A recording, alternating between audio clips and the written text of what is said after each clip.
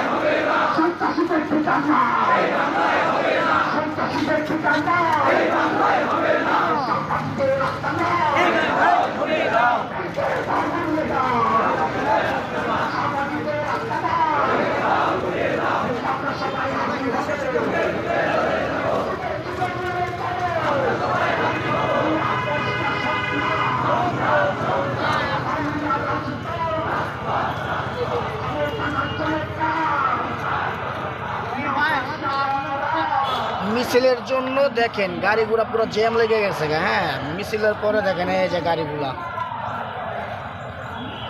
পুরা রাস্তা দখল করে লাইছে। রাস্তা দখল কইরা মিছিল লেগে যেতেছে এরা। এই যে মিছিল শেষ, এখন গাড়ির উৎপাদ, গাড়ির উৎপাদ।